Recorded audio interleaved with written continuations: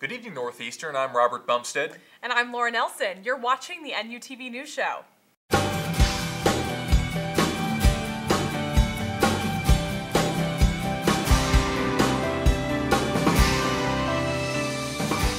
Good evening, Northeastern. I'm Robert Bumstead. And I'm Laura Nelson. Thank you for joining us on this first February edition of the Northeastern News Show. Let's get started. We begin tonight with some news out of the Faculty Senate. The Senate recently voted in favor of eliminating activities period from class schedules on Wednesdays and Thursdays. This after the SGA voted last month in favor of the proposal. Supporters of the plan say it will alleviate classroom crowding, opening up space for about 200 additional sections. It is currently awaiting approval by the provost and the president in order for its completion. The new International Village building getting some high praise from two national magazines this year, Food Management Magazine and American School and University Magazine, both giving the building's new dining hall top marks. This year, Food Management named IV 2010 Facility of the Year for its state-of-the-art architecture and environmentally friendly design. American School and University also gave IV its Outstanding Design Award for 2010. International Village boasts two 3-star certified restaurants, and it's just one of only a few hundred green certified eateries in the nation.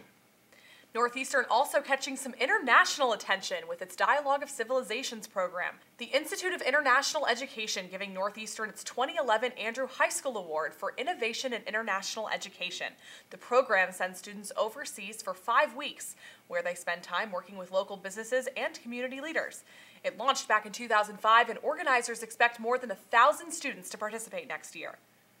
And now let's turn to our question of the week. Now, as I'm sure you've heard about, a very tough situation in Egypt right now. Millions of people taking to the streets in protest of the government of Hosni Mubarak. This week, the president declared he will step down at the end of his term, ending his 30-year reign. Meanwhile, thousands of American tourists finding themselves trapped in that country. We asked students how they felt about the situation. Let's take a look. There's a lot of fear-mongering going on in the media. If you watch CNN, if you watch Al Jazeera, there's very different, fear tactics being displayed. But yeah, I don't think that there's much to worry about. The Egyptian people are smart people. This isn't Afghanistan. This is like a modern country. There's this Facebook thing going on where people are trying to March of a Million virtual. I think that's total.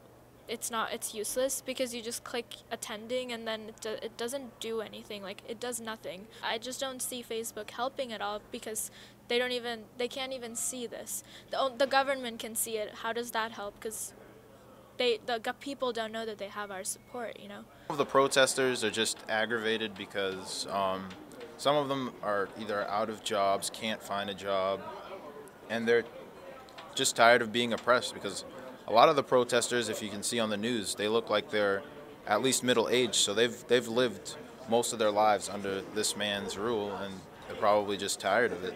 I mean, the ruler has been ruling them for the past 30 years, so people do need a change after 30 years. And what I think is that other countries might just follow the rule which they have been seeing, the ruler, and they might take an inspiration, and other Islamic countries might follow the same rule, and then that might create a problem for others too. President Joseph Aoun appointing a former district attorney to be the school's new vice president. Former Suffolk County DA Ralph Martin will take on the job of vice president and general counsel to the school. The general counsel advises the school on legal issues, community affairs, and risk management. Martin is also a graduate of Northeastern University. He officially takes on the role in March. And that's all we have for you tonight, Northeastern. I'm Robert Bumstead, and I'm going to go shovel the snow. I got about a foot on the ground. Yeah, and those of you who live on Mission Hill can empathize with me as I trudge up to Brigham Circle tonight. All worth it to join you this evening. I'm Laura Nelson. Thank you for joining us, and good night.